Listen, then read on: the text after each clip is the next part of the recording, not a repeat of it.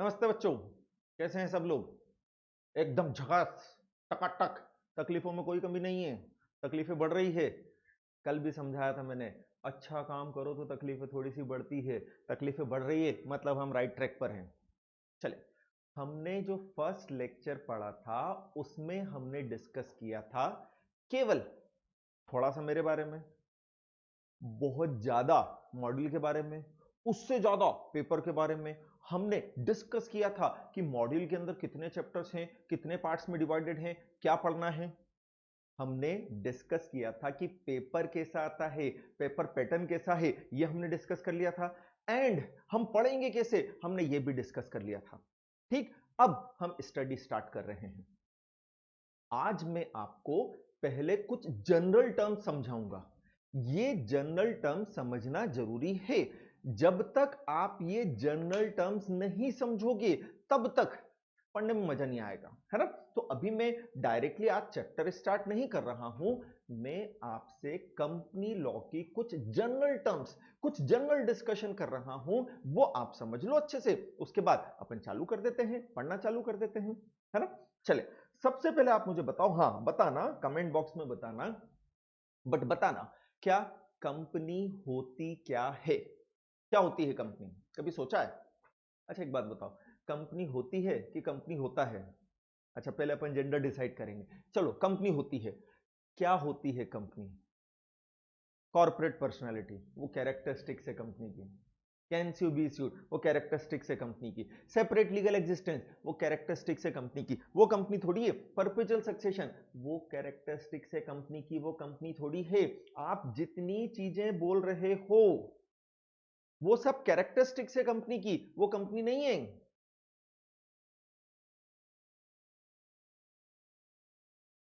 आप समझे मेरी बात। ये सब कंपनी की कैरेक्टरिस्टिक्स है। बोले क्या, कॉर्पोरेट पर्सनालिटी, ये कैरेक्टरिस्टिक्स है कंपनी की, ये कंपनी थोड़ी है।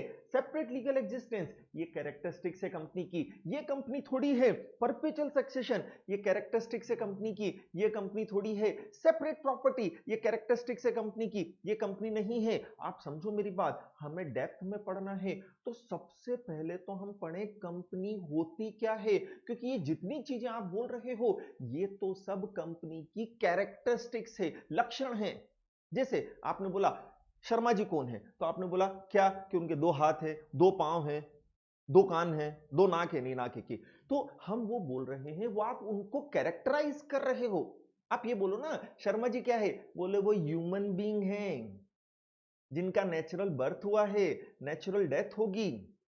तो उसी तरह से सबसे पहले आप जनरली ये समझो। मैं आपको आज फिर बोल रहा हूं, आज जो मैं आपके साथ डिस्कस कर रहा हूं वो एग्जाम में नहीं आएगा, लेकिन वो आपके आगे के प्रोविजन की क्लियरिटी के लिए, अच्छे तरीके से समझने के लिए वो बहुत जरूरी है। तो आप उसे समझते चले, है ना।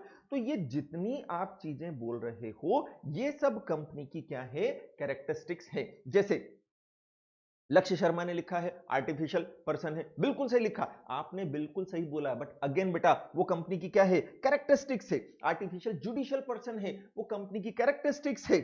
सुपित में ये बोला है ना। बट मैं आपको ये बताना चाह रहा हूं, बोले कंपनी क्या है, तो बोले company is a mode of running any legal business. Company और कुछ नहीं है, एक बिजनेस को चलाने का तरीका है। आप समझे मेरी बात। आप जब ये बोलते हो कि company corporate personality artificial person, then वो कैरेक्टरिस्टिक्स है कंपनी की, बिल्कुल आपने सही बोला, मैं ये नहीं बोल रहा हूं आपने गलत बोला।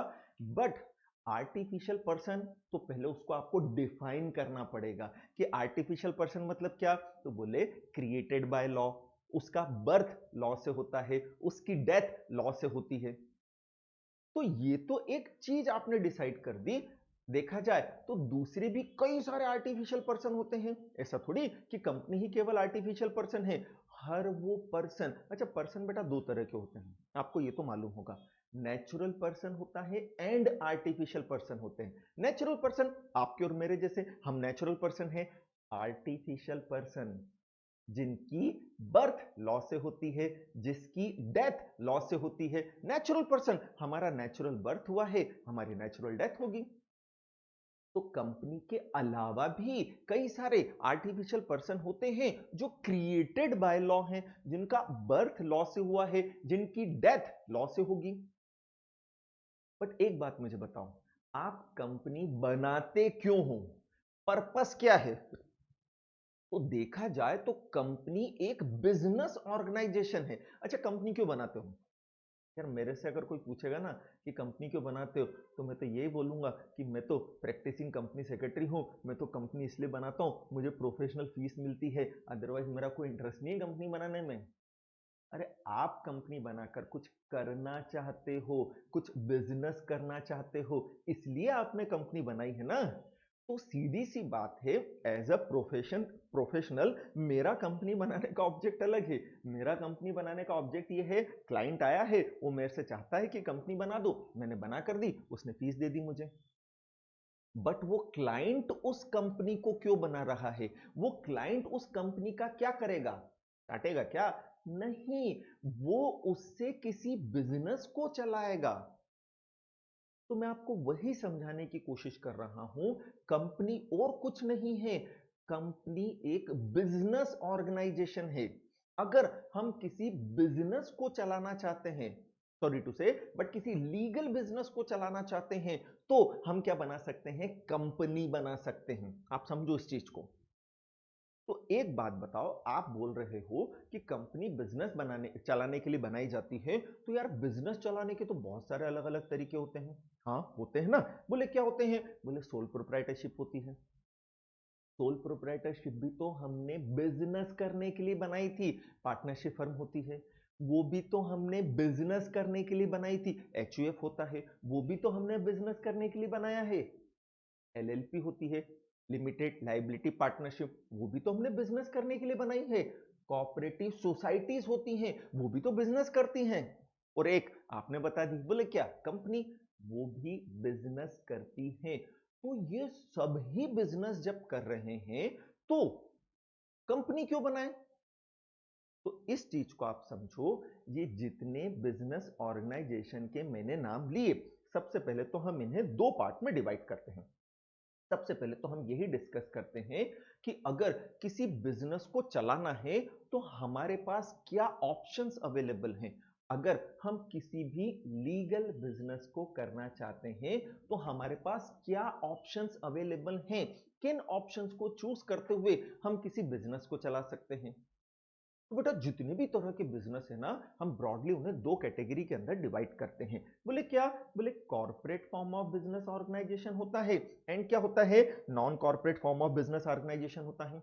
बिल्कुल लक्ष्य शर्मा, आपने बिल्कुल सही किया है कि कंपनी बनाई काय के लिए जाती है। बोले हाँ, बिजनेस करने के लिए बनाई जाती है। बिल्कुल सही बोला, मैं आपको वही चाह रहा हूं, हम ट्रैक पर आए। अब हम 11th-12th के स्टूडेंट नहीं हैं, अब हम एक प्रोफेशनल कोर्स कर रहे हैं जिसका मेन सब्जेक्ट ही कंपनी लॉ है। तो हमें तो प्रॉपर ग्रिप रखनी है यार, हमें प्रॉपर पढ़ना है, हमें ऊपर ऊपर से नहीं पढ़ना है। तो हमें समझ में आना चाहिए कंपनी बनाई क्यों है। बोले हाँ, बिजनेस करने के लिए बनाई है कंपनी हमने, बिल्कुल बिजनेस करने के लिए बनाई है।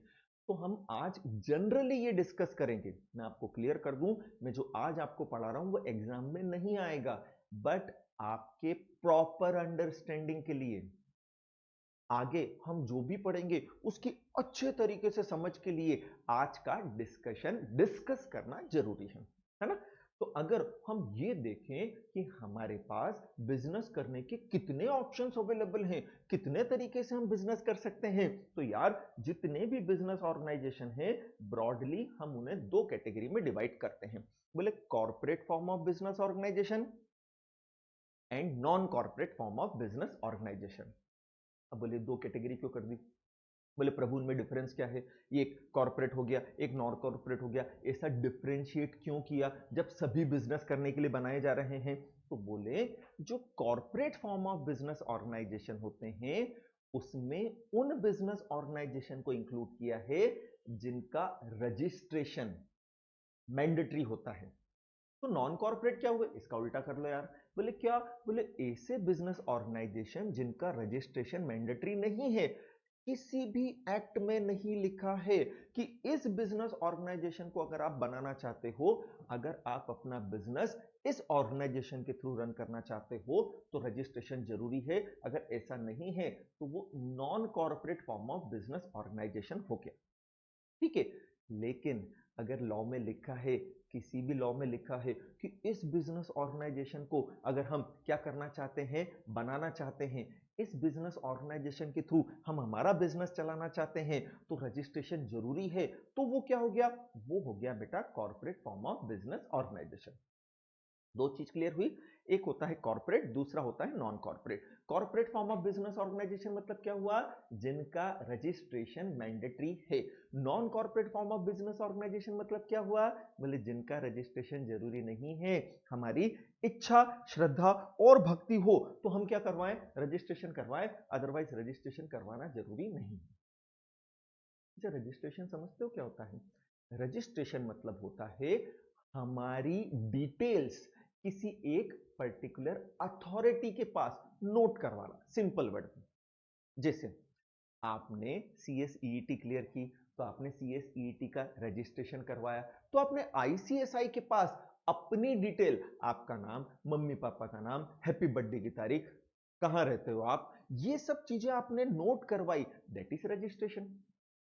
जैसे आपने टू व्हीलर परचेस की तो आप अपने टू व्हीलर का रजिस्ट्रेशन करवाते हो। कैसे, उस टू व्हीलर की पूरी डिटेल, चेसिस नंबर क्या है, उसका नंबर क्या है, कौन सी कलर की है, कौन सी कंपनी की है, क्या मॉडल है, ईयर ऑफ मैन्युफैक्चरिंग क्या है, सारी चीजें हम एक पर्टिकुलर अथॉरिटी के पास नोट डाउन करवा देते हैं, वो होता है रजिस्ट्रेशन। तो उसी तरह से जब हम किसी बिजनेस ऑर्गेनाइजेशन को बनाने जा रहे हैं और उस बिजनेस ऑर्गेनाइजेशन से रिलेटेड सारी डिटेल जब हम एक प्रिस्क्राइब अथॉरिटी के पास नोट डाउन करवा देते हैं, उसे कहा जाता है, क्या कहा जाता है, उसे हम बोलते हैं कि हमने क्या करवाया है, रजिस्ट्रेशन। तो हमने बोला कि जो corporate form of business organisation है उनका रजिस्ट्रेशन मैंडेटरी है, जो non corporate form of business organisation है उनका रजिस्ट्रेशन मैंडेटरी नहीं है। ठीक है, अब बोले नॉन कॉर्पोरेट में कौन कौन आता है, बोले सोल प्रोप्राइटरशिप आती है, पार्टनरशिप फर्म आती है, एचयूएफ आता है। मैं ब्रीफ में सब डिस्कस करूंगा यहां, बट ये आपको ट्रैक पर लाने के लिए जरूरी है। मैं आपको ये बिल्कुल क्लियरली बोल रहा हूं, आज जो हम डिस्कस कर रहे हैं वो आपकी प्रॉपर अंडरस्टैंडिंग के लिए जरूरी है। वो एग्जाम में नहीं आएगा, किसी हाल क्वेश्चन नहीं आएगा कि बिजनेस ऑर्गेनाइजेशन बताओ, अरे 11th 12th का क्वेश्चन है, आपने 11th 12th में पढ़ा भी है, मैं मना नहीं कर रहा, लेकिन मैं अपने तरीके से एक बार आपको उसे एक्सप्लेन करना चाहता हूं ताकि मेरे तरीके से आप उसे समझकर मेरे तरीके से फिर आगे आप उसे पढ़ना चालू करें। अच्छा बताओ, सोल प्रोप्राइटरशिप क्या होता है? हाँ, सोल मतलब अकेला। तो सोल प्रोप्राइटरशिप मतलब एक सिंगल पर्सन होता है जो सारा पैसा लगाता है बिजनेस के अंदर, सारा प्रॉफिट उसी का, सारा लॉस उसी का, सब कुछ वही करता है, सारी चीजें वही मैनेज करता है ना। बट बेटा करता तो वो भी बिजनेस ही है ना, सोल प्रोप्राइटर भी क्या कर रहा है, बिजनेस कर रहा है ना। भले ही भजिया तलने का काम करे, भले ही सेव तलने का काम करे, बट कर तो बिजनेस ही रहा है ना। हाँ यार, कर तो बिजनेस ही रहा है, बिल्कुल बिजनेस कर रहा है। क्यों बनाई उसने सोल प्रोप्राइटरशिप, उसकी चॉइस है, उसे तो बिजनेस करना है, उसके पास तो कई सारे बिजनेस ऑर्गेनाइजेशंस अवेलेबल हैं, उसने सोल प्रोप्राइटरशिप ही क्यों बनाई, तो बोले यार छोटे लेवल पर काम करते हो ना, स्मॉल लेवल पर काम करते हो ना, तो सोल प्रोप्राइटरशिप बेस्ट ऑप्शन होता है ना, वही करना चाहिए ना। ये सारे बिजनेस ऑर्गेनाइजेशन जो हैं इनके अपने अपने एडवांटेज हैं, इनके अपने अपने डिसएडवांटेज हैं, तो वो हमें डिसाइड करना है। क्या डिसाइड करना है, कि हम किस तरह के बेनिफिट लेना चाहते हैं, हम किस तरह की रिस्क लेना चाहते हैं, ये हमारे ऊपर है। लॉ में कहीं नहीं लिखा है बेटा क्या, कि इस बिजनेस को करना है तो सोल प्रोप्राइटरशिप ही करेगा, इस बिजनेस को करना है तो कंपनी ही करेगी, ऐसा कहीं पर भी किसी भी लॉ के अंदर मेंशन नहीं है। वो हमारे ऊपर है, क्या है हमारे ऊपर, हम डिसाइड करें। बोले क्या डिसाइड करें, कि आपको कौन सा बिजनेस ऑर्गेनाइजेशन चाहिए। जैसे पार्टनरशिप फर्म होती है जिस पर लगता है पार्टनरशिप एक्ट 1932, अब उसमें क्या होता है, बोले यार सोल प्रोप्राइटरशिप में एक ही जने थे, पार्टनरशिप में एक से भले क्या हो गए दो, दो जने साथ में मिलकर बिजनेस कर रहे हैं, साथ में मिलकर किसी लीगल एक्टिविटी को चला रहे हैं, वो भी हो गया। तो पार्टनरशिप भी हमने कैसे बनाई, बिजनेस करने के लिए। क्या पार्टनरशिप का रजिस्ट्रेशन जरूरी है? हाँ, नहीं, नहीं है पार्टनरशिप का रजिस्ट्रेशन जरूरी। पार्टनरशिप एक्ट 1932 कहीं नहीं बोलता है क्या कि रजिस्ट्रेशन करना क्या है जरूरी। वो तो बोलता है एडवाइजेबल है, अगर आपकी इच्छा, श्रद्धा और भक्ति हो तो आप रजिस्ट्रेशन करवा लो। लेकिन ये पक्का है कि अगर आप रजिस्ट्रेशन करवाते हो तो रजिस्ट्रेशन करवाने के आपको कई सारे बेनिफिट्स मिलेंगे जो कि अनरजिस्टर्ड पार्टनरशिप फर्म को नहीं मिलते हैं। बट आपकी इच्छा है, आपकी इच्छा है कि मैं अपना बिजनेस पार्टनरशिप फर्म बना के करना चाहूं, आप कर लो। सोल प्रोप्राइटरशिप में एक अकेला था, सारी रिस्क उसी की थी, सारा प्रॉफिट, सारा लॉस, सारा कैपिटल कंट्रीब्यूशन उसका था। फर्म में एक से भले दो हो गए, दो जने साथ में मिलकर काम कर रहे हैं, रिस्क डिवाइड हो गई, कैपिटल ज्यादा आ गई, काम ज्यादा कर पा रहे हैं प्रॉपर तरीके से। तो वो सारी चीजें रहती हैं, वो सारे प्लस माइनस रहते हैं। बट हाँ, ये मान के चलना, मैं सोल प्रोप्राइटरशिप, पार्टनरशिप फर्म, इनके बारे में आगे कुछ नहीं बताने वाला हूं, क्योंकि वो हमारे सिलेबस का पार्ट ही नहीं है। हमें तो घूम फिर कर कंपनी पर आना है। बट कंपनी तक पहुंचे कैसे, ये जानना भी तो जरूरी है कि हाँ, पहले एक व्यक्ति था, फिर पार्टनरशिप फर्म बनाई तो दो हो गए, फिर जैसे जैसे बिजनेस ग्रो होने लगा, ये नए नए तरीके के बिजनेस ऑर्गेनाइजेशन आ गए। अरे लेटेस्ट भी तो आया है 2008 में, एलएलपी, लुच्चे लफंगे पार्टनर नहीं रे, लिमिटेड लाइबिलिटी पार्टनरशिप, ये भी तो नया आया है। ये 2008 का कॉन्सेप्ट है, सबसे लेटेस्ट है। लेकिन सर कंपनीज एक्ट 2013 का है। अब कंपनीज एक्ट 2013 आने के पहले भी कंपनीज एक्ट के बहुत सारे सेक्शंस थे, तो कंपनीज एक्ट एग्जैक्टली देखा जाए तो 2013 का नहीं है। बट हाँ, एलएलपी वाज बोर्न इन 2008, बिल्कुल ये पक्का है। चले, पार्टनरशिप फर्म का बर्थ कैसे होता है ये बताओ आप। बेटा पार्टनरशिप फर्म का बर्थ होता है एग्रीमेंट से। सेक्शन 3-4 अगर आपको याद हो पार्टनरशिप एक्ट 1932 का, तो पार्टनरशिप का बर्थ होता है एग्रीमेंट से। It is a relationship between two or more person for the purpose of running any legal business. तो पार्टनरशिप का बर्थ हुआ रिलेशनशिप से। वो रिलेशनशिप कैसे आया, एग्रीमेंट से। कहीं नहीं लिखा है कि पार्टनरशिप का बर्थ एग्रीमेंट के अलावा रजिस्ट्रेशन से होगा, नहीं, ऐसा नहीं होता है। वो सीधे सीधे से रिलेशनशिप से हुआ, और वो रिलेशनशिप कैसे आया, अग्रीमेंट से। फिर एचयूएफ। एचयूएफ क्या, फुल फॉर्म नहीं पूछा मैंने, हिंदू अनडिवाइडेड फैमिली आपने बोल दिया, बहुत बहादुरी का काम किया। एचयूएफ क्या, तो बोले एक ऐसी हिंदू फैमिली जिसके सारे मेंबर्स मिलकर साथ में किसी बिजनेस को चलाते हैं, वो होता है एचयूएफ। नाम से ही क्लियर है, एचयूएफ किसका होगा, बोले किसी हिंदू का होगा ना, मुस्लिम का होगा क्या, नहीं, क्रिश्चियन का होगा क्या, नहीं। तो एचयूएफ बनाने का पर्पस भी बिजनेस करना ही है। एचयूएफ के अंदर भी यही होता है, बोले क्या होता है, एक ही हिंदू फैमिली के सारे मेंबर्स मिलकर, हमारे दादाजी, उनके पिताजी, हमारे पिताजी, पिताजी के दादाजी, सब मिलकर जब किसी बिजनेस को चलाते हैं, that is known as HUF. तो यार मैं तो केवल ये बोल रहा हूं कि एचयूएफ भी तो बिजनेस करने के लिए बनाया है। तो बेटा सोल प्रोप्राइटरशिप हो, पार्टनरशिप फर्म हो, एचयूएफ हो, सबका एक ही ऑब्जेक्ट है, सबका एक ही ऑब्जेक्ट है, क्या, बोले बिजनेस करना। नहीं सुमित, आपने लिखा है पार्टनरशिप का बर्थ डीड से होता है, नहीं, पार्टनरशिप का बर्थ होता है बेटा रिलेशनशिप से। रिलेशनशिप कैसे आता है, अग्रीमेंट से। एंड एग्रीमेंट एक्सप्रेस भी हो सकता है, इंप्लाइड भी हो सकता है, ओरल या राइटिंग के अंदर भी हम क्या कर सकते हैं, एग्रीमेंट कर सकते हैं। एंड पार्टीज के बिहेवियर से, एक्ट के प्रोविजन से भी माना जा सकता है कि दो पर्संस के बीच में रिलेशनशिप वैसा ही है जैसा पार्टनरशिप में होता है। तो सुमित, डीड से नहीं, पार्टनरशिप का बर्थ होता है काहे से, रिलेशनशिप से। वो रिलेशनशिप कैसे आता है, एग्रीमेंट से। ठीक है। एचयूएफ का बर्थ कैसे होता है, एचयूएफ का बर्थ होता है बेटा स्टेटस से। क्या मतलब? अरे हिंदू है तो हिंदू अनडिवाइडेड फैमिली होगी ना, मुस्लिम है तो वो हिंदू अनडिवाइडेड फैमिली हो जाएगी क्या? नहीं।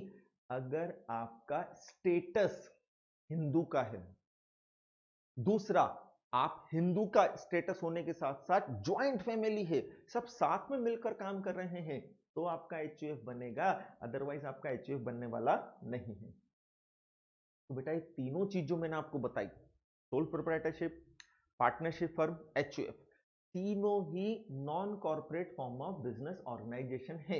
इसका मतलब क्या? तीनों में से किसी का रजिस्ट्रेशन जरूरी नहीं है। एंड हमें जब ये बिजनेस बनाना है, हमें सोल प्रोप्राइटरशिप के रूप में, हमें पार्टनरशिप फर्म के रूप में, हमें एचयूएफ के रूप में जब बिजनेस करना है हम कर सकते हैं। हमें ना इन ऑर्गेनाइजेशन का रजिस्ट्रेशन करवाना है ना कुछ और करवाना है, ठीक है। लेकिन अगर हम corporate form of business organisation पर जाएं, तो corporate form of business organisation में तीन आते हैं बेटा, कंपनी आती है, एलएलपी आती है, एंड क्या आता है? कोऑपरेटिव सोसाइटीज आती हैं। अब हम इन तीनों की डिटेल देखते हैं, डिस्कशन करते हैं। सबसे पहले हम देखते हैं बेटा कोऑपरेटिव सोसाइटी के बारे में। नाम से समझो, कॉपरेट करना मतलब क्या? असिस्ट करना, बिल्कुल सही बोला आपने। कॉपरेट करना मतलब क्या? असिस्ट करना, हेल्प करना। तो जो कोऑपरेटिव सोसाइटी बनाई जाती है, इनका ऑब्जेक्ट ही यही होता है क्या? कि अपने मेंबर्स को असिस्ट करते हुए, अपने मेंबर्स को हेल्प करते हुए साथ में मिलकर क्या करें? काम करें। समझो क्या होता है, जैसे बेटा ए से लेकर जेड तक कितने जने हुए? 26। अब ये 26 जने छोटे छोटे लेवल पर, अपने अपने लेवल पर इंडिविजुअली, सेपरेटली अपना क्या कर रहे हैं? बिजनेस कर रहे हैं। ए का बिजनेस अलग है, बी का बिजनेस अलग है, सी का अलग है, जेड तक सबके बिजनेस अलग अलग हैं। हो सकता है इनके बिजनेस कॉमन है, चलो है, तो ये एक दूसरे के कॉम्पिटिटर हुए। ये एक दूसरे के साथ कुत्ते बिल्ली का रिलेशनशिप रखते हैं, एक दूसरे के साथ बिल्कुल लड़ाई झगड़े वाला रिलेशनशिप रखते हैं। क्यों? बिजनेस कॉम्पिटिटर हैं। बेटा इकोनॉमिक्स का पुराना प्रिंसिपल है, जितना ज्यादा कंपटीशन होगा उतना बिजनेसमैन के लिए हार्मफुल है, कंज्यूमर के लिए तो बहुत अच्छा है। बट यहां क्योंकि हम बिजनेसमैन के एंगल से बात कर रहे हैं, तो इन 26 ने मिलकर क्या किया? बोले यार काम तो एक जैसा कर रहे हैं अपन, क्यों अलग अलग काम करने के बजाय अपना एक ग्रुप बना ले, अपना एक एसोसिएशन बना ले, अपनी एक सोसाइटी बना ले। तो इन्होंने क्या बनाई? अपनी कोऑपरेटिव सोसाइटी। ये 26 साथ में मिल गए, साथ में मिलकर इन्होंने बिजनेस चालू किया। बजाय एक दूसरे से कॉम्पीट करते हुए, ये एक दूसरे को असिस्ट करते हुए, एक दूसरे को हेल्प करते हुए आगे बढ़ रहे हैं, अपना बिजनेस चला रहे हैं। अब आप खुद बताओ मुझे, खुद बताओ, पहले 26 जने कॉम्पिटिटर्स थे, मार्केट में कंपटीशन था, वो बिजनेसमैन के लिए हार्मफुल था। अब ये 26 एक साथ हो गए, तो मार्केट से कंपटीशन तो खत्म हो गया ना। और अगर मार्केट से क्या खत्म हो गया? कंपटीशन, वो कंज्यूमर के लिए भले ही हार्मफुल है, बट इस बिजनेसमैन के लिए तो अच्छा है ना। आप समझे मेरी बात? तो कोऑपरेटिव सोसाइटी बनाने का ऑब्जेक्ट ही यही होता है। क्या ऑब्जेक्ट होता है? बोले सब मिलकर काम करते हैं, rather than competing with each other. साथ में मिलकर काम करते हैं, कॉपरेट करते हैं एक दूसरे के साथ। मे बी पॉसिबल हमारे बिजनेस अलग अलग हो, तो भी हम एक प्लेटफॉर्म पर ले आते हैं सबको, एक जगह ले आते हैं सबको, और उस एक जगह से सब अपना अपना गुड्स बेचना चालू करते हैं। कॉस्ट कम हो जाती है, मार्केटिंग कॉस्ट, दुकान मेंटेन करने की कॉस्ट, बहुत सारी चीजें हैं जो कम हो जाती हैं। लेकिन बेटा अगर आप कोऑपरेटिव सोसाइटी बनाकर काम करना चाहते हो, तो कोऑपरेटिव सोसाइटी का रजिस्ट्रेशन तो मैंडेटरी होता है। कौन से एक्ट में? बोले कोऑपरेटिव सोसाइटी एक्ट 1912 के अंदर रजिस्ट्रेशन जरूरी है। जब तक आप रजिस्ट्रेशन नहीं करवाओगे, तब तक आप कोऑपरेटिव सोसाइटी बनाकर काम नहीं कर सकते। ये सोल प्रोप्राइटरशिप थोड़ी है, ये फर्म थोड़ी है, ये एचयूएफ थोड़ी है जिनका रजिस्ट्रेशन मैंडेटरी नहीं है। अब ये कोऑपरेटिव सोसाइटी है जिसका रजिस्ट्रेशन जरूरी है। अगर आप कोऑपरेटिव सोसाइटी का रजिस्ट्रेशन नहीं कराते, आप सोसाइटी बनाकर काम कर ही नहीं सकते हो। इसलिए जो कोऑपरेटिव सोसाइटी होती है, उन्हें हमने किस कैटेगरी में रखा है? हमने उन्हें रखा है corporate form of business organisation. Clear हुई ये चीज? फिर होती है हमारी LLP, लिमिटेड लाइबिलिटी पार्टनरशिप, लुच्चे लफंगे पार्टनर नहीं, लिमिटेड लाइबिलिटी पार्टनरशिप। बोले इसमें क्या होता है, ये हाइब्रिड होती है। किस किस की, बोले कंपनी की और पार्टनरशिप फर्म की हाइब्रिड होती है। ये तो टेक्निकल वर्ड हो गया। ये मिक्स वेज है। वैसे भी इंडिया में हमें मिक्स वेज ही ज्यादा पसंद आता है ना। क्या एक तरह की सब्जी खाते हैं क्या, नहीं, मिक्सचर सब्जी पसंद है, तो ये भी मिक्स वेज है। किस किस का मिक्स वेज है, कंपनी का एंड पार्टनरशिप फर्म का, दोनों को मिलाकर हमने क्या बना दिया है, LLP बना दिया है। इसमें दोनों तरह के ऑर्गेनाइजेशन की अच्छी अच्छी चीजों को हमने लिया है, दोनों तरह के ऑर्गेनाइजेशन के जो बेस्ट कैरेक्टरिस्टिक्स है उन्हें लिया है। जैसे पार्टनरशिप फर्म के अंदर फॉर्मेलिटीज बहुत कम होती हैं, कंपनी में फॉर्मेलिटीज बहुत होती हैं, जबकि LLP में हमने फॉर्मेलिटीज बहुत कम रखी है। जितनी पार्टनरशिप फर्म में होती थी उससे थोड़ी सी ज्यादा, बट जितनी कंपनी के अंदर होती थी उससे बहुत कम।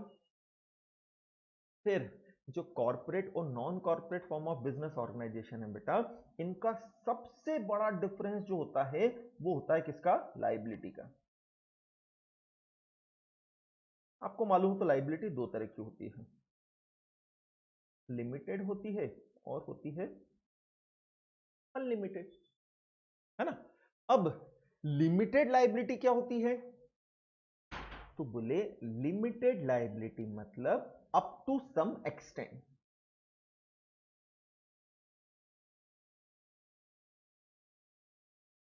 ठीक है, लिमिटेड लाइबिलिटी मतलब क्या हुआ, लिमिटेड लाइबिलिटी मतलब हुआ अप टू सम एक्सटेंट।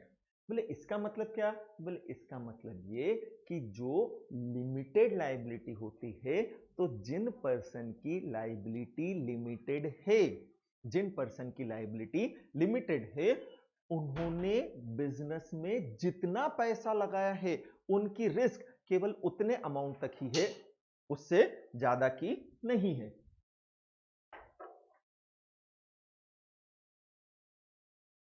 बोले कि अगर लाइबिलिटी कैसी है, बोले लिमिटेड है, तो बोले लिमिटेड लाइबिलिटी मतलब यही कि बोले जिन पर्संस की लाइबिलिटी लिमिटेड है, तो उन्होंने बिजनेस में जितना पैसा लगाया है उनकी रिस्क केवल उतने अमाउंट तक ही है, उससे ज्यादा के लिए नहीं है। बोले क्या मतलब हुआ, देखना भाई, चलो एक एग्जांपल से देखते हैं अपन, है ना। जैसे ए है, बी है एंड सी है, इन तीनों ने मिलकर क्या बनाई, एक पार्टनरशिप फर्म।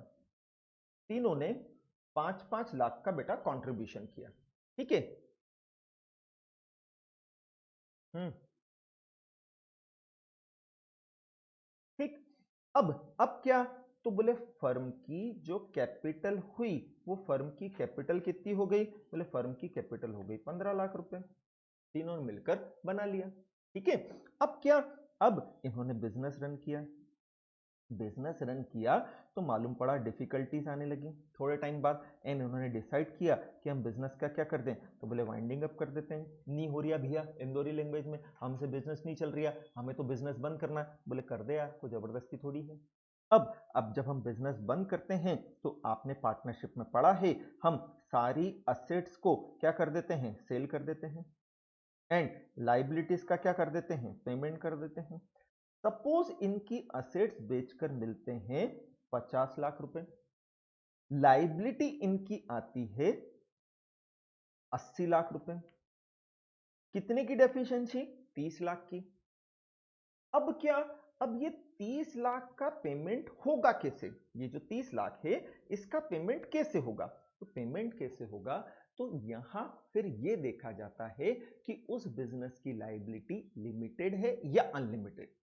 बोले क्या मतलब, बोले जैसे पार्टनरशिप फर्म है ना, तो पार्टनरशिप फर्म के पार्टनर्स की लाइबिलिटी तो अनलिमिटेड होती है, पार्टनरशिप फर्म के पार्टनर्स की लाइबिलिटी तो अनलिमिटेड होती है। मतलब क्या, बोले 50 लाख सारी असेट्स बेचकर मिले, लाइबिलिटीज 80 लाख की थी, 30 लाख की डेफिशिएंसी है, ये 30 लाख ये तीनों पार्टनर्स पर्सनली बियर करेंगे।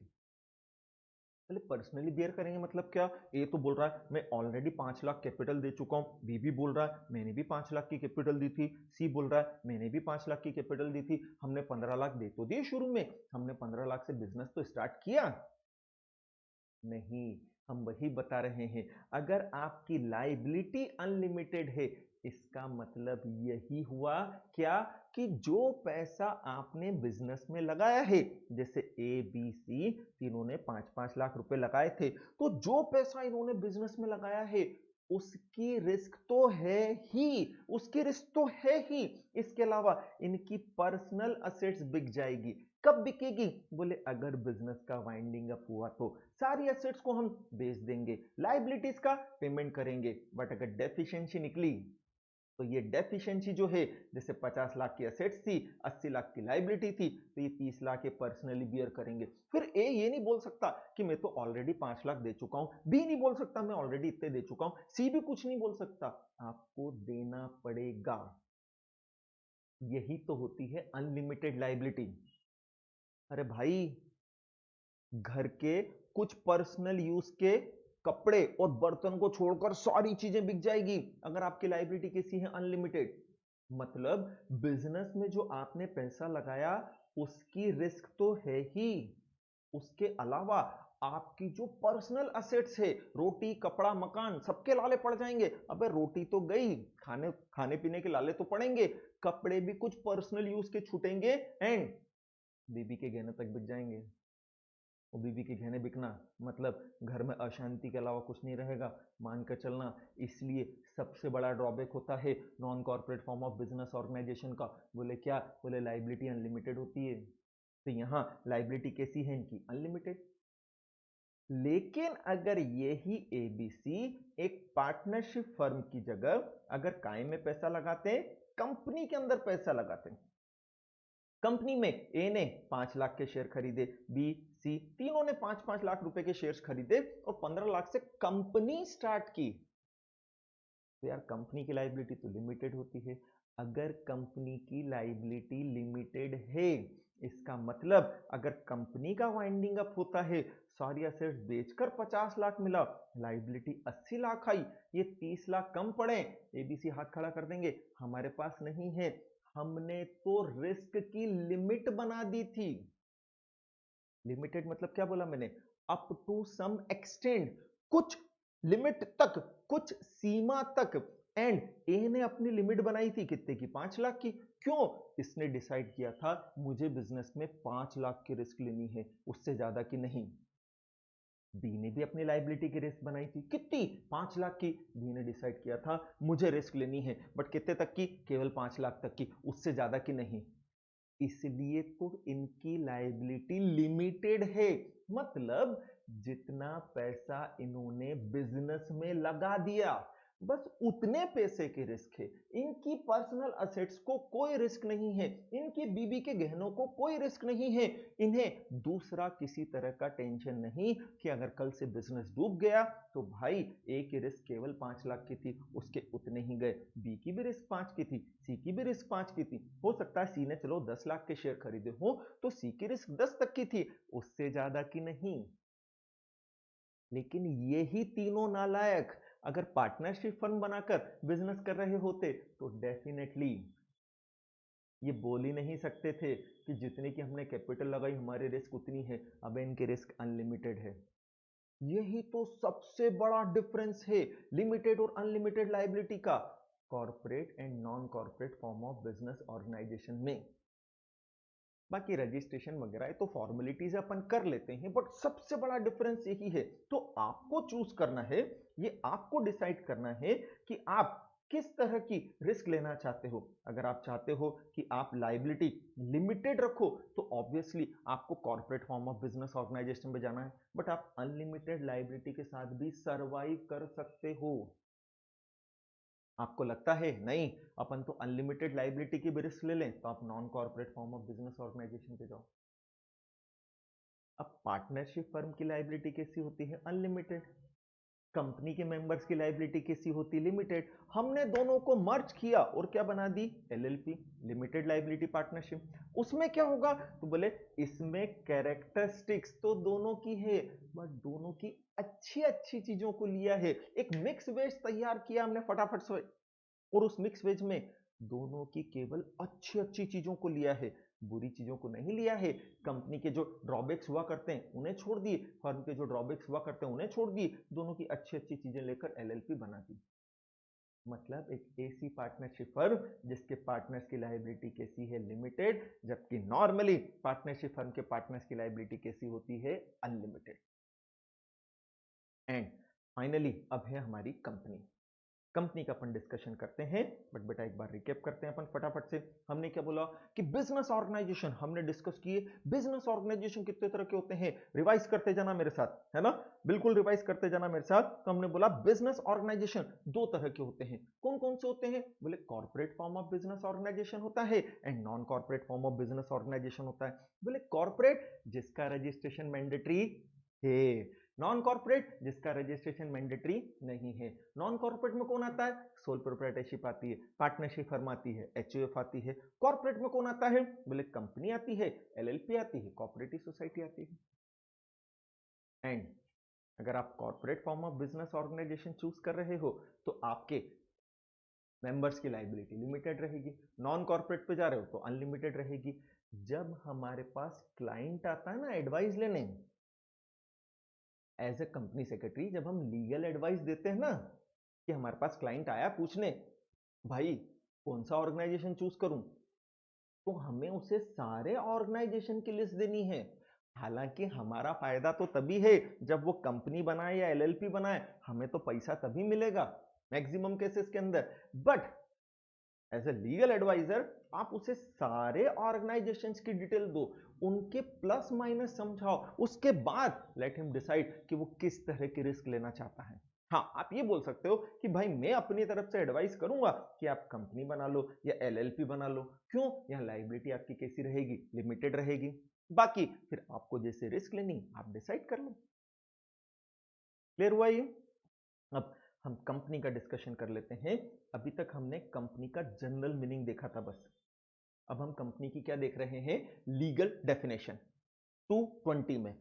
मैंने इसको ऐसे याद करा है 2020, कंपनी की डेफिनेशन 2020 लिखना है, 220 ठीक है। एक रिदम के अंदर एक इस तरह से याद कर लो ना, उल्टे सीधे तरीके से याद रह जाता है। ऐसे हम बहुत सारे सेक्शन आगे भी लर्न करते रहेंगे उल्टे सीधे तरीके से, है ना। तो कंपनी की डेफिनेशन देखें 220 के अंदर जो दी गई है वो क्या बोलती है, बोले company means company incorporated under companies act 2013 या प्रीवियस कंपनी लॉ।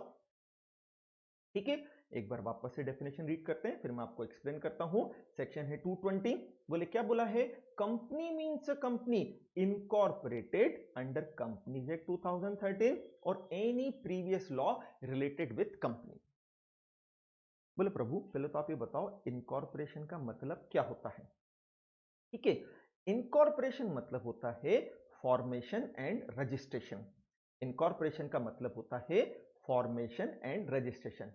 फॉर्म करना मतलब बनाना, बनाना मतलब केला नहीं, बनाना मतलब मेक। यहां हम बना रहे हैं, हम यहां कंपनी की कुकिंग कर रहे हैं, कंपनी को पका रहे हैं। एंड कंपनी को बनाने के लिए हमने रेसिपी वो यूज की है जो कहां दी है, कंपनीज एक्ट 2013 में। क्या मतलब, बोले कंपनीज एक्ट 2013 में जो प्रोविजंस दिए हैं कंपनी को बनाने के रिलेशनशिप में, कंपनी के फॉर्मेशन के रिलेशनशिप में, हमने उन प्रोविजंस को कंप्लाई किया है। एंड उन प्रोविजंस को कंप्लाई करने के बाद हमने उस ऑर्गेनाइजेशन को एज अ कंपनी रजिस्टर्ड करवाया है। रजिस्ट्रेशन का मतलब समझाया था ना मैंने आपको कि अपने पर्टिकुलर किसी के पास नोट करवा देना। तो यहां एक अथॉरिटी होती है जिसे हम क्या बोलते हैं, आरओसी, प्यार से क्या बोलते हैं, रोजी। रोजी होती है हमारी, उस रोजी के पास जाकर हम इसका क्या करवाते हैं, रजिस्ट्रेशन। फिर से लेते हैं, क्या बोला है, सबसे पहला वर्ड हमें दिया है इनकॉर्पोरेटेड। तो बोले इस वर्ड का अपन मतलब देखते हैं। बोले इनकॉर्पोरेशन के लिए दो चीजें, बोले क्या, बोले फॉर्मेशन एंड रजिस्ट्रेशन। बोले फॉर्मेशन मतलब क्या? बोले बनाना, मेकिंग, कुकिंग। तो बोले उस ऑर्गेनाइजेशन को अगर आपको कंपनी बनाना है तो कंपनीज एक्ट 2013 के जो प्रोविजंस थे उनको कंप्लाई करके हमने उसे कुक किया है। बोले क्या प्रोविजन? जैसे प्राइवेट कंपनी बनानी है तो बोलते हैं प्राइवेट कंपनी में मिनिमम 2 मेंबर चाहिए, हमने 2 ही रखे हैं। मैक्सिमम 200, हमने 200 से ज्यादा नहीं रखे हैं। पब्लिक कंपनी में मिनिमम 7 मेंबर होते हैं, हमने 7 ही रखे हैं। मैक्सिमम की कोई लिमिट नहीं, कोई वादा नहीं, हमने ऐसा कुछ नहीं किया है। डायरेक्टर मिनिमम 2 होते हैं प्राइवेट में, पब्लिक में मिनिमम 3 होते हैं, हमने उतने ही रखे हैं। फिर हमने मेमोरेंडम आर्टिकल ऑफ एसोसिएशन बना लिया है कंपनी एक्ट के प्रोविजन के अकॉर्डिंगली, और दुनिया भर के बहुत सारे फॉर्म्स होते हैं, वो सब बना बुनू के हमने सारी चीजें तैयार कर ली है, कंपनी अपनी तरफ से प्रिपेयर कर ली है। देन वो सारे फॉर्म्स हम लेकर किसके पास गए हैं? अपनी रोजी के पास। रोजी ने उन्हें चेका है, रोजी बहुत बड़ी चेकू है, वो चेक करेगी आपके जो जो फॉर्म्स हैं, एंड उन्हें चेक करने के बाद जब उसे लगता है, क्या तमाम सबूतों, हालात और गवाहों को मद्देनजर रखते हुए अगर उसे लगता है कि हमने जो रेसिपी फॉलो की है वो छकाछक है, एकदम झकास है, एंड टेस्ट भी प्रॉपर आ रहा है, मतलब सारे प्रोविजंस कंप्लाई हुए हैं, तो वो रजिस्टर्ड कर देगा। एंड रजिस्ट्रेशन करने के बाद कंपनी के रजिस्ट्रेशन का एक प्रूफ देगा जिसे हम बोलते हैं COI, certificate of incorporation. And बेटा जिस डेट पर हमारे पास क्या जाता है सर्टिफिकेट ऑफ इनकॉर्पोरेशन, उस डेट से हमारी कंपनी एग्जिस्टेंस में आती है, उस डेट से हमारी कंपनी का बर्थ हुआ है, उस डेट से हमारी कंपनी पैदा हुई है। हैप्पी बर्थडे टू यू है, हम केक काट सकते हैं। जैसे नेचुरल पर्सन है ना, एक नेचुरल पर्सन का बर्थ होता है ना, जैसे शर्मा जी के यहाँ राहुल का बर्थ हुआ, नेचुरल बर्थ हुआ, नेचुरल डेथ होगी। जब राहुल का बर्थ हुआ, शर्मा जी म्युनिसिपल कॉर्पोरेशन गए, वहां राहुल की पूरी डिटेल उन्होंने नोट करवाई म्युनिसिपल कॉर्पोरेशन के पास, और उन्होंने राहुल का बर्थ सर्टिफिकेट दिया जो प्रूफ होता है, हाँ राहुल इस डेट पर पैदा हुआ था, उसके पापा का नाम ये है, उसका एड्रेस ये है, हैप्पी बर्थडे की तारीख ये है, सारी चीजें उसी से डिसाइड होती है। उसी तरह से जब कंपनी पैदा होती है, बोले कब होती है? बोले जब रोजी सर्टिफिकेट ऑफ इनकॉर्पोरेशन इशू करता है। मतलब क्या? बोले कंपनी का बर्थ सर्टिफिकेट इशू करता है। जैसे ही कंपनी का बर्थ सर्टिफिकेट इशू हुआ, कंपनी का हैप्पी बर्थडे टू यू हो जाता है। बर्थ सर्टिफिकेट में कंपनी का नाम लिखा है, कंपनी का नाम वही है, उसका डेट ऑफ बर्थ लिखा है, मतलब डेट ऑफ इनकॉर्पोरेशन लिखी, उसी डेट पर पैदा हुई है। रजिस्टर्ड ऑफिस का भी एड्रेस होता है, नीचे की साइड प्राइमरी एड्रेस होता है, तो हम मानते हैं कंपनी वहां रहती है, सारी चीजें उसमें रहती है, एंड जिस डेट पर ये COI इशू हुआ है, कंपनी एग्जिस्टेंस में मानी जाएगी। तो पहली चीज, अभी हम डेफिनेशन पढ़ रहे थे कि कंपनी होने के लिए इनकॉर्पोरेशन होना जरूरी है। इनकॉर्पोरेशन के लिए 2 चीज बताई मैंने आपको, बोल के बताओ जल्दी से कौन कौन सी? बोले फॉर्मेशन, एंड दूसरा क्या? रजिस्ट्रेशन। फॉर्मेशन मतलब हमने बनाया है, रजिस्ट्रेशन मतलब उसकी इंफॉर्मेशन रोजी के पास नोट करवा दी है, ठीक। एंड ये सारे काम हमने कौन से एक्ट के हिसाब से किए हैं? बोले कंपनीज एक्ट 2013 के हिसाब से किए हैं।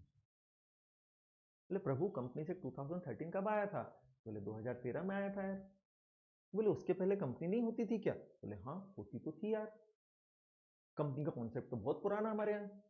अच्छा इंडिया की सबसे पहली कंपनी कौन सी थी? सही पकड़े हैं, ईस्ट इंडिया कंपनी। अब अंग्रेज आए थे ना हमारे यहाँ बिजनेस करने ही तो आए थे अपनी रानी के नाम से, बाद में उन्होंने दूसरे गुल खिलाया वो बात अलग है, बट प्राइमा फेसिया तो वो बिजनेस करने ही आए थे, एंड अपने बिजनेस ऑर्गेनाइजेशन का नाम बोला था उन्होंने ईस्ट इंडिया कंपनी। अबे तो अंग्रेजों के जमाने से चली आ रही है कंपनी, तो कोई आज बनाई है क्या? नहीं आज नहीं बनाई, बहुत पुराना कॉन्सेप्ट है। बट उस समय तो कंपनीज एक्ट 2013 नहीं था, कंपनीज एक्ट 2013 तो 2013 में आया है। तो फिर सेकंड पोर्शन हमें बोलता है any previous company law. Any previous company law मतलब कि 2013 के पहले अगर कंपनी बनी थी तो पहले जो भी एक्ट हुआ करता था उस एक्ट के अकॉर्डिंगली क्या हुआ हो? इनकॉर्पोरेशन हुआ हो, बट हुआ हो। जैसे 2013 के पहले कंपनीज एक्ट 1956 था, 1956 के पहले भी 3 तरह के कंपनीज एक्ट हुआ करते थे, उनमें हुआ हो, बट रजिस्ट्रेशन मैंडेटरी है। इस डेफिनेशन से आपको और कोई चीज देखने को नहीं मिल रही है। जो कैरेक्टरिस्टिक्स आपने बोली ना, corporate personality, can you be you, artificial person, कहीं नहीं लिखा है इसमें ऐसा। इस डेफिनेशन में केवल एक चीज लिखी है। क्या चीज लिखी है? बोले इसमें केवल एक चीज दी है। बोले क्या? बोले इनकॉर्पोरेशन, मतलब फॉर्मेशन और रजिस्ट्रेशन होना जरूरी है कंपनीज एक्ट के अकॉर्डिंगली। कहीं लिखा है क्या कॉर्पोरेट पर्सनालिटी? कहीं लिखा है क्या सेपरेट लीगल एंटिटी? कहीं लिखा है क्या कैन यू बी सूड? कहीं नहीं लिखा है। इस डेफिनेशन से एक चीज सामने आती है, जो ये बोलते हैं रजिस्ट्रेशन जरूरी है, और कोई चीज जरूरी नहीं है। इनकॉर्पोरेशन का पार्ट होता है, बोले रजिस्ट्रेशन जरूरी है। तो बोले प्रभु ये बाकी सारी चीजें कहां से आई? ये इतनी सारी कैरेक्टरिस्टिक जो 11 से हम पढ़ते आ रहे हैं, सीए सीईटी में भी आपने पढ़ा दी थी इतनी सारी, वो कहां से आई? अरे वो कोर्ट के केसेस से आई है। उन सब में आपने कोर्ट के केस पढ़े होंगे, कोर्ट के केस के डिसीजन पढ़े होंगे। तो बोले यहां नहीं पढ़ना है क्या? पढ़ना है ना। हमारे कंपनी लॉ का पहला चैप्टर यही है, इंट्रोडक्शन, जिसमें कंपनी से रिलेटेड सारी कैरेक्टरिस्टिक्स, सारे केस स्टडीज ही करनी है अपने को, बिल्कुल करनी है, वहां करेंगे अपन। तो अच्छा, आपने पहला केस पढ़ा हुआ Solomon versus Solomon and company limited, corporate personality में आपने जितनी कैरेक्टरिस्टिक्स पढ़ी, चाहे 11 12 में पढ़ी हो, चाहे सीएस फाउंडेशन में पढ़ी हो या सीएस ईईटी में पढ़ी हो, किसी में भी सेक्शन नहीं पढ़ा है। क्यों? सेक्शन है ही नहीं ना। क्यों? क्योंकि ये सारे डिसीजन कोर्ट के दिए हैं, कोर्ट के केसेस जरूर हैं, बट आपने तो कोर्ट के केसेस भी नहीं पढ़े होंगे क्योंकि आपके लेवल के थे नहीं। अब पढ़ेंगे अपन, कोर्ट के केसेस भी पढ़ेंगे, सारी चीजें डिस्कस करेंगे अपन। ठीक है, चले आज का लेक्चर अपन कंक्लूड करते हैं फटाफट से, फिर आगे बढ़ते हैं। तो मैंने आपको बताया कंपनी क्या, तो बोले company mode of running any legal business होती है। बोले बिजनेस ऑर्गेनाइजेशन कितने तरह के होते हैं? दो तरह के, corporate and non corporate. Corporate जिनका रजिस्ट्रेशन जरूरी है, नॉन कॉर्पोरेट जिनका रजिस्ट्रेशन जरूरी नहीं है। इसमें सोल प्रोप्राइटरशिप, पार्टनरशिप, हम एचओएफ आते हैं। इसमें company, LLP and cooperative society आती है। एंड कॉर्पोरेट ऑर्गेनाइजेशन का सबसे बड़ा एडवांटेज लिमिटेड लाइबिलिटी है, नॉन कॉर्पोरेट का है अनलिमिटेड लाइबिलिटी। ठीक है, एंड कंपनी की डेफिनेशन पढ़ी 220 में कि इनकॉर्पोरेशन जरूरी है। इनकॉर्पोरेशन मतलब फॉर्मेशन एंड रजिस्ट्रेशन, कहां पर? बोले कंपनीज एक्ट में या कोई भी प्रीवियस कंपनी लॉ में। ठीक, कल हम थोड़ा और जनरल चीजें डिस्कस करेंगे, एंड परसों से जो हमारा रहेगा वो हम नया टॉपिक स्टार्ट कर देंगे, है ना। चलिए मिलते हैं फिर। I love you too, bye.